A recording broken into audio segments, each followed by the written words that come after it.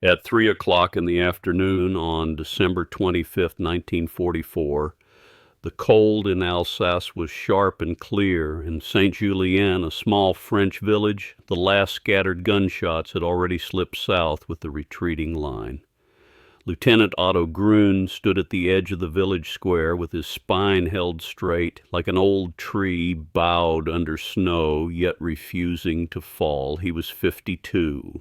Before the war, he had been a rural school teacher in Westphalia, teaching German and history. Now he was a reserve officer in the 198th Infantry Division, a late war officer from necessity, standing among defeated men and waiting for the next instruction to fall like a stamp. In both hands he held a bundle of papers bound with cotton twine, gripped so tightly that his fingers ached. There were roughly 20 letters. The sheets had softened from months pressed into the inner pocket of his greatcoat. The edges were worn. He had written them over the past 4 months, in the mud of trenches, in hurried withdrawals, in the endless cold that pressed into bone and thought. They were not letters home. Otto had no family to write to. In another life he would have written to colleagues or to a wife or to a grown child. In this one there was only silence behind him. The imagined addressees became his substitute classroom, and with them he kept alive the professional habit that had defined him for decades, to speak in a way that might reach a young mind without frightening it. He pictured faces he had never met, boys and girls who would sit at wooden desks after the war, asking why men had done such things to each other. In his mind he addressed them as he once addressed real children, with patience, structure, and an effort to make terror comprehensible without surrendering to it. He kept only enough reality to anchor the fables, a date, a season, the feeling of boots that never dried. Then he transmuted the rest. In his stories, the whistling shells became the snores of a winter giant. Tangled barbed wire turned into a forest of steel. The frozen silence of exhausted comrades became nights under a sleeping spell.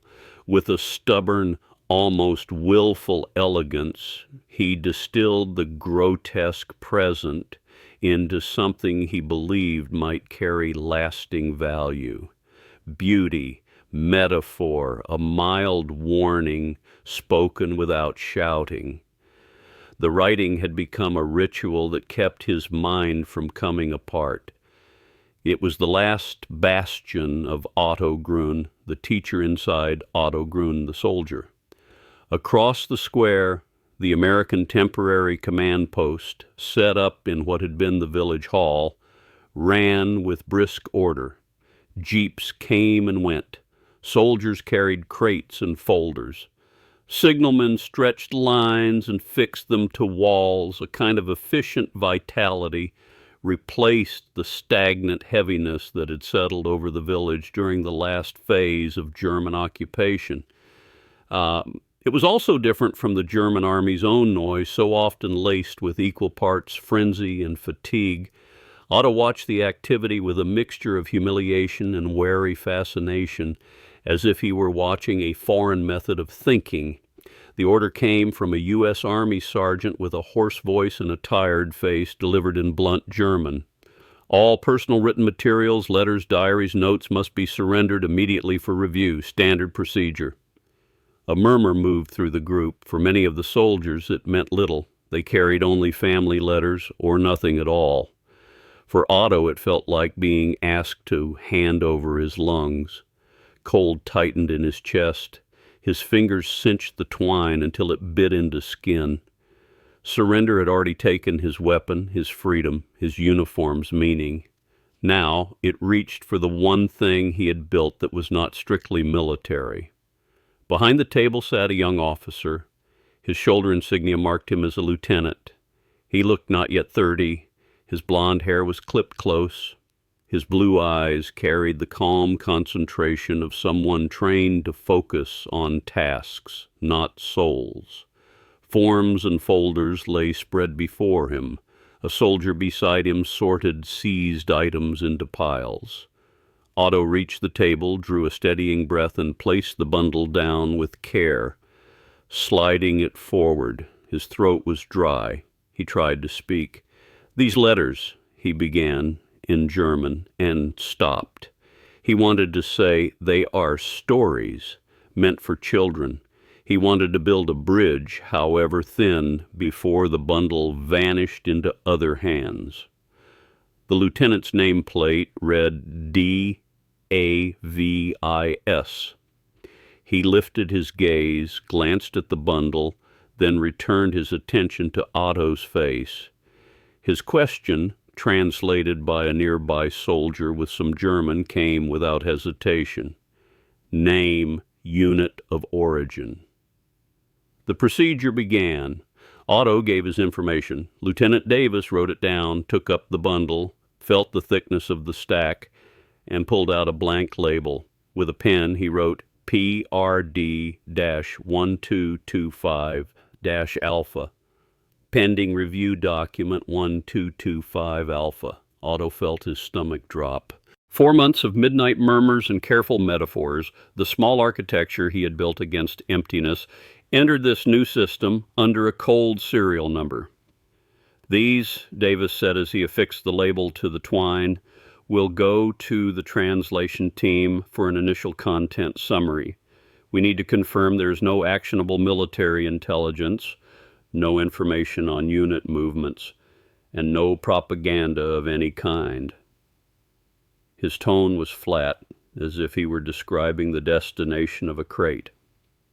Even as he spoke, his attention slid past Otto toward the next man waiting. Otto opened his mouth again, but the explanation stalled behind his teeth. He watched Davis hand the bundle to a soldier who sat at atop a growing stack of other papers and notebooks. Only then did Davis look back and speak in the same businesslike tone. "Wait over there. After the preliminary summary, we may need to ask you a few questions to complete classification." He pointed to a corner of the square cordoned off with canvas, where several German soldiers already sat on rough wooden crates. Otto nodded and turned away. His back remained straight, but something inside it wavered. He had expected roughness or suspicion, perhaps even contempt. He had not expected this calm, procedural indifference that treated his inner life as a category to be processed. Waiting became viscous and cold. Under the canvas, Otto sat on a crate, eyes fixed on the translation and review door. It opened and closed now and then. Men in American uniforms moved briskly, carrying papers. His bundle, PRD-1225 Alpha, did not reappear. In the shelter's other corner, younger German soldiers sat with heads lowered, faces slack, as if they had already been reduced to objects in the same machine. Otto felt each minute stretch, as if his mind were placed under a slow millstone. He tried to distract himself by observing details, the way American boots struck the frozen ground with practiced rhythm, the way orders were passed without theatrical shouting, the way a clipboard could govern the movement of men more effectively than a threat. After about half an hour, the door opened and a young man came out. Not a soldier, but someone with glasses and a faintly bookish pallor. His uniform was different in small details. Otto guessed he was the translator. The man carried a thin stack of new pages, not Otto's originals, and walked toward Davis's table. Otto's heart rose and caught. He stood without thinking, took a few steps forward, trying to read the translator's expression. Was there confusion, curiosity, even amusement? Anything that meant the fables had reached a mind as more than raw material. The translator handed the pages to Davis. They spoke quietly. Otto was near enough to catch fragments. Multiple references to forest, snow, giant, no coordinates. Characters are generic, no obvious political slant. Davis nodded, flipped through the summary, expression unchanged, like a clerk checking a list. The translator turned back toward the door. A sudden impulse seized Otto. He could not bear the thought that the work of months had been compressed into a handful of dry labels. When the guard's attention drifted for a moment, Otto stepped forward quickly and spoke in low, urgent German as the translator reached for the door. "Sir, those letters, the stories inside, the winter giant is not a real giant. It is a metaphor for..." The translator stopped and turned. He was young, with the tired, pale look of a student pulled too long from sleep. He looked at Otto through his lenses. His eyes began with official distance, then flashed a quick reflexive emotion, not understanding, not recognition, but impatience at being pulled off his track, mixed with a flicker of pity for the older man in a worn greatcoat whose urgency made him look briefly unsteady. The expression vanished. "I am sorry," the translator answered in accented but clear German. His tone was calm and final. "My job is to extract factual elements and summarize them. Metaphor is outside the scope of the summary." He hesitated, and perhaps because he saw Otto's face change, he added in a lower voice, "The content is unusual, but I have to follow procedure." He nodded once, as if marking the end of an exchange he had never wanted, and went back inside. For a moment, Otto felt the old, trained reflex to argue, to insist on nuance, to rescue meaning from a blunt summary. It was the reflex that had served him in staff meetings and parent conferences, and even in the first years of the regime when language itself had been bent and militarized. But here, under canvas in a conquered village, the reflex had nowhere to go. There was no space in the process for nuance, and therefore no audience for it. The door closed. The word unusual pricked Otto like a thorn and left a deeper emptiness behind it. It was neither praise nor condemnation, only a polite acknowledgement of irregularity, sealed away behind a harder wall called procedure. His first attempt, the thin branch of communication he had extended, had been quietly snapped. He stood a moment, mildly dizzy, then retreated when the guard's eyes told him to. The sense of being ignored by a machine grew heavier, as if his German were noise the system could not parse. He sat again, hands empty, fingers laced together, and his attention drifted to another piece of the process nearby. At Davis's table, a U.S. corporal brought a rough printed leaflet, German slogans above a crude cartoon. It was clearly a hastily produced propaganda sheet promising an imminent German counterattack and warning of Allied brutality. Otto felt familiar contempt. Even before the war, he had despised the hollow machinery of Nazi propaganda, and during the war he had learned how quickly propaganda demanded the surrender of thought. Yet Davis's posture toward the leaflet was sharply different from his posture toward Otto's letters. Davis picked it up, studied it, and spoke with the corporal in a way that carried attention, even interest. Otto caught enough to understand. "Cheap paper, ink that bleeds," the corporal said, "probably from a mobile print shop nearby." "Content assessment?" Davis asked. "Standard agitation template, tries to exploit local fear of renewed fighting and create instability. It is crude, but at this point it could still have potential impact." Davis considered, then wrote on a form. "Propaganda, local print, potential impact to be monitored." He added a note. "File, send copy to psychological operations for rhetorical pattern analysis." The whole exchange was careful, focused, and serious in the way one is serious about something that works. The word surfaced in Otto's mind with bitter clarity. The leaflet, absurd as its claims were, was functional in the American system. It could produce effects. It fit a category. It demanded evaluation, classification, archiving, analysis. The machine knew how to handle it, and therefore handled it with care.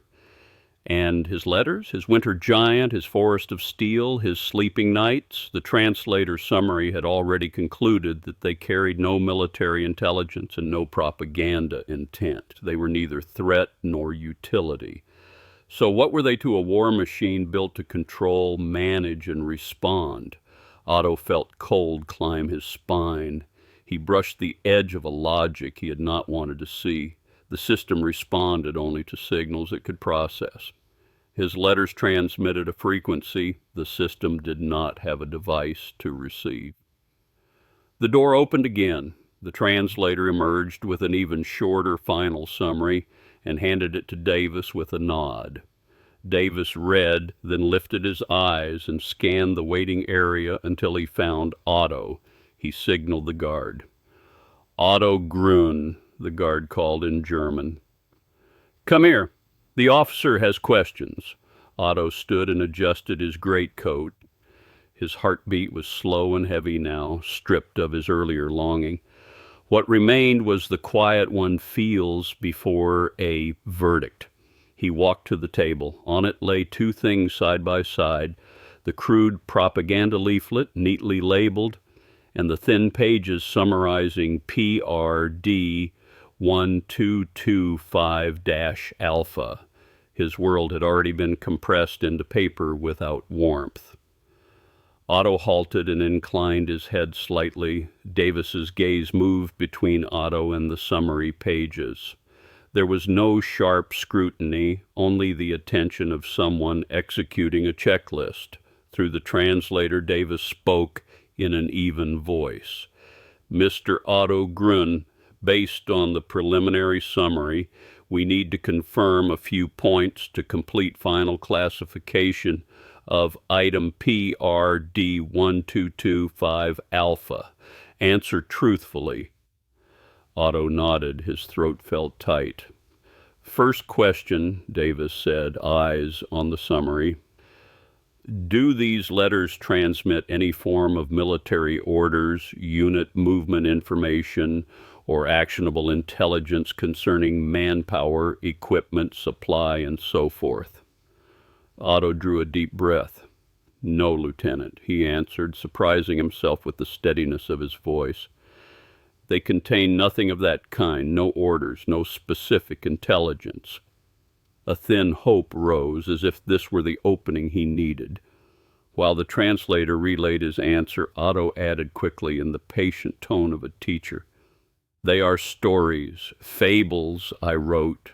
I took what we lived through and turned it into fairy tale images.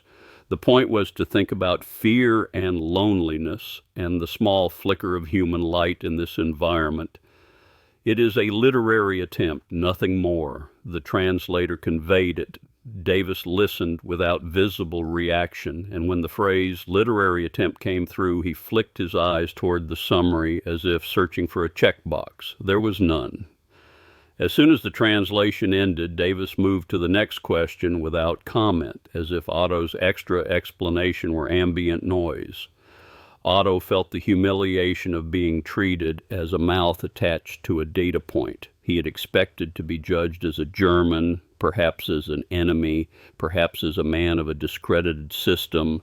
Instead, he was being treated as a risk category to be closed. "So you confirm there is no actionable military information," Davis said, and checked a box.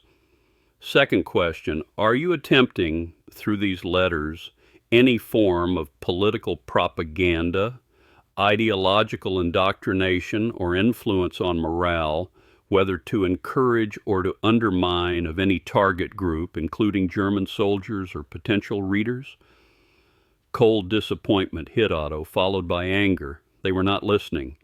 "No," he said, and his voice sharpened. "No propaganda, no ideology. There are not even words like Germany or allies in them. Only giants, forests, nights, and lost children. The purpose is not to influence anyone. It is to—" He stopped. The words he wanted, to understand, to preserve, would not pass through this wall.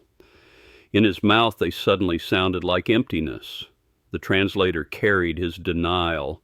Davis remained calm, checked the summary again, and nodded, extracting the only usable element, yes or no. Then Davis did something that left Otto stiff. He picked up the thin summary, flipped quickly through Otto's originals, turning pages without pausing on a single fable, and pulled out a printed classification sheet with preset options. His pen moved once. He checked a box labeled Type D, Non-Functional Personal Writings. In the remarks line, he wrote a short note in English. The translator murmured the gist. Large volume of handwritten German narrative text, abstract fable style, no military intelligence content, no propaganda intent. Davis looked up and announced through the translator in the same even tone one might use to announce the weather, under review procedure item PRD-1225-alpha.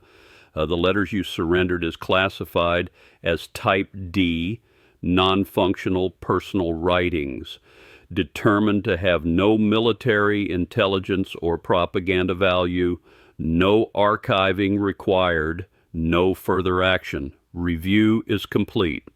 The words were delivered like a stamp on a form, and the stamp seemed to fall inside Otto's chest. He had poured craft into those pages, the teacher's instinct for structure and the human instinct for consolation. To be told that they required no further action was to be told, in effect, that they did not exist in any shared world. In that moment, the reversal was complete and irreversible. Otto had prepared himself for accusation, for confiscation, even for the crude contempt of being called trash. He had not prepared for non-functional, no value, no further action. His letters, the careful construction he had built against madness, received not rejection but disregard so absolute it felt like falling through air. They were judged to have no function and therefore no claim to be recognized, processed, or answered by the system. Like a voice in a frequency no one could hear, they might as well have been silence. At that moment, the corporal returned with the propaganda file copy and asked, "Lieutenant, send this propaganda analysis copy to Battalion Psychological Operations now, or wait and ship it with the next batch." Davis glanced at the paper. Market priority, this kind of local agitation may be crude, but in the current consolidation phase, we need timely analysis of its rhetorical patterns so civil affairs can counter it. Send it now. "Yes, sir," the corporal said, and walked away with the rough sheet that had been treated as consequential. Otto watched it go with blurred eyes, then looked back at the thick stack of his own pages, which would soon be returned. Insight struck like cold lightning through fog. He understood. The system, the new reality represented by these Americans replacing the old order, ran on one core logic: utility. Everything entering its field of vision was evaluated with speed. Was it a threat like concealed orders or operational intelligence? Was it an opportunity like a civic mood to be shaped? Did it serve an administrative purpose? If not, it fell outside the system's concern and became, in practical terms, invisible. Otto's emotional break was not hysteria. It was the collapse of a private structure and the quiet rebuilding of something plainer. He stood at the table feeling cold through his bones, yet also a strange, almost transparent clarity. His earlier hunger to be understood, his reserved intellectual disdain, his theatrically imagined role as the guardian of culture all suddenly seemed like a play he had staged for himself. He had been holding a prop he believed glowed. Under the harsh light of this world's rules, it was paper, and paper was either useful or irrelevant. Davis appeared not to notice the storm passing through Otto, or he noticed and judged it irrelevant. He filed the form and said, "The letters will be returned to you later." They are your personal property. You may keep them. But in the prisoner camp, any writing must comply with regulations. You may go." He lowered his gaze to the next file. Otto did not know how he turned or how he walked back to the waiting area. He sat again on the crate, hands on his knees, trembling slightly. The bundle labeled non-functional would soon be back in his possession, but it had already changed. The grand meanings he had attached, preserving culture, educating the future, proving civilization in barbarity, had been peeled away by procedure like ornate packaging stripped from a plain core. For the first time he was forced to face the writing itself and the simple fact that it had been written for him. The snow stopped. A crack in the cloud cover let a thin, colorless sunlight fall on the muddy square. Otto looked up and felt no warmth, only a vast, weary relief. A sacred mission he had carried too long had been declared invalid. That invalidation, oddly, was release. He no longer needed to prove anything, especially to a system that could not receive his frequency. The next morning the letters were returned. The procedure was so simple it felt almost casual. A U.S. soldier stood outside the temporary holding point with a list calling names. One was Otto Grün. Otto stepped out of the crude shelter. At the soldier's boot sat small bundles and scattered objects. The soldier checked the list, found PRD 1225-Alpha, and handed Otto the letters still tied with the same twine. No receipt, no questions. The soldier's face carried the same neutrality as if he were distributing bread. Otto took the bundle. The edges of the paper were more rumpled from handling, and the knot was still the one he had tied, but otherwise nothing had changed. The letters had left him as an unresolved mystery. They returned as a closed file. Nothing new marked them except the cold scratch inside Otto's mind, type D. He stood for a moment watching the soldier hand out other items, a watch, a few real family letters, a battered Bible. Those things too carried private weight, but here they were, only returnable objects, their meaning irrelevant to the list. 2 days later, Otto and a group of prisoners were moved to a larger temporary camp farther to the rear. He packed the bundle into a newly issued thin bedroll and held it close. The transfer was long and quiet. The truck bounced along snowy roads. In the bed, men stared at the retreating landscape, murmured under their breath, or sank into numb silence. Otto sat against the sideboard with the roll on his lap. He felt the hard outline of the letters inside. He no longer argued with himself about what they should become. He only felt that they were his, and that the act of writing them had been his own unacknowledged labor of survival. The new camp ran with strict, orderly rhythms, but without the abuses rumors had promised. Food arrived in daily rations, rough and bland. Work was assigned, clearing snow, repairing huts. Between these tasks stretched long hours of empty rest. Discipline forbade deliberate provocation or violence and limited gatherings, but it permitted sitting alone, reading or writing, as long as content passed spot checks and did not involve agitation or plotting. Life was stripped down to survival and obedience. Each man learned quickly which parts of himself the camp demanded and which parts it ignored. The body had to stand in line, lift, shovel, eat, and sleep. The mind could wander, provided it did not gather others into trouble. When guards walked through the huts for spot checks, they were looking for plans, codes, agitation, anything that could be translated into a threat. A page filled with a description of a giant made of winter, or a forest that rang like iron, drew at most a puzzled glance. Even in captivity, the same logic prevailed. What was not actionable did not exist. One afternoon, a weak winter sun managed to reach into the half-buried shelter where they slept, a crude hut the men called a wood house. The others were away, assigned to labor or walking the limited yard. Otto sat alone on the crate beside his bunk and finally untied the cotton twine. The pages loosened and spread across his knees. The familiar handwriting rose to meet him, the elegant curves of his letters, the metaphors weighed and chosen, the sentences that had tried to force flowers out of despair. He lifted the top sheet. It was dated October 1944, written in some damp bunker near the edge of the Ardennes forest. The story told of a tin little man lost in an evernight forest. The forest was full of creaking sounds and watching eyes. The Tin Man was cold and frightened, but he decided to walk anyway because standing still meant freezing into the shape of fear. As Otto read, the corner of his mouth twitched, not quite a smile, more like a complicated relief with a sting in it. He saw it clearly. The tin little man was himself, stiff, frightened, out of place. The evernight forest was the war, mud, cold, and death pressing in from all sides, and telling stories was exactly what he was doing now, holding these pages. He had not been creating an objective human light for posterity to admire. He had been building a shelter inside his own mind, a desperate scaffolding of images so his thoughts did not fall into the same pit as so many other men's.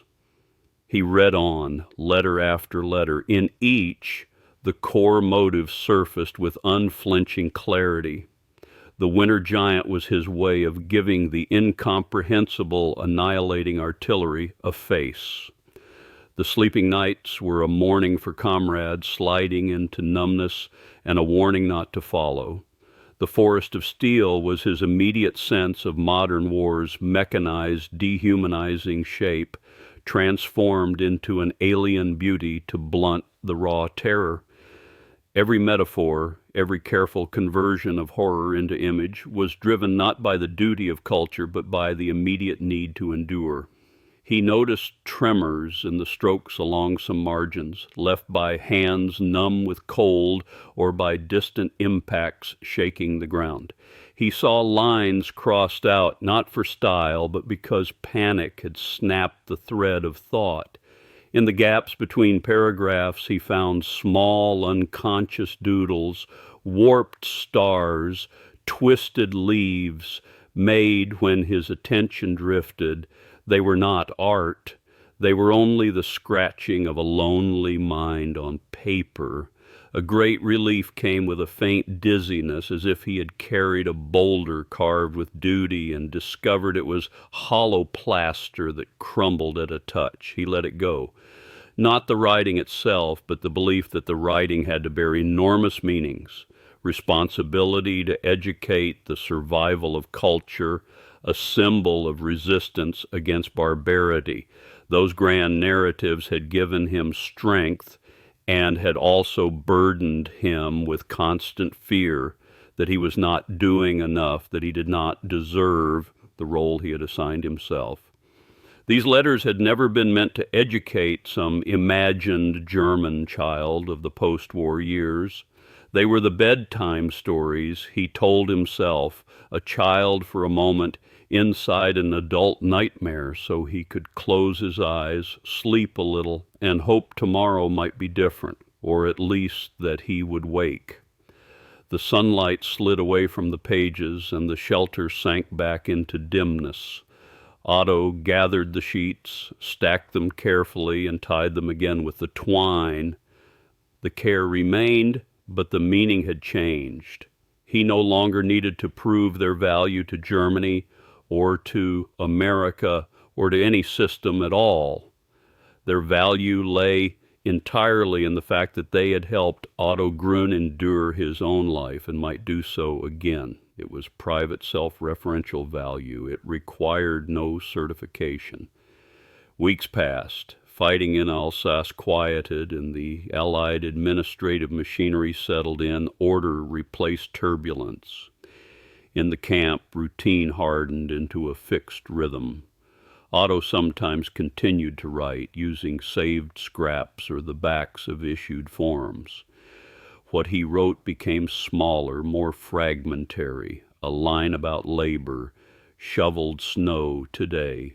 It was heavy, like moving silent clouds. A glimpse of a bird passing over the wire, a sudden memory with no moral at all, the smell of apples boiling, steam on the window. He was still a prisoner of war. His future remained unknown. The war continued elsewhere, and the world remained harsh, but inside him one war had ended, the war over whether his meaning had to be recognized by a larger system. He began to understand what the American lieutenant's classification had done to him.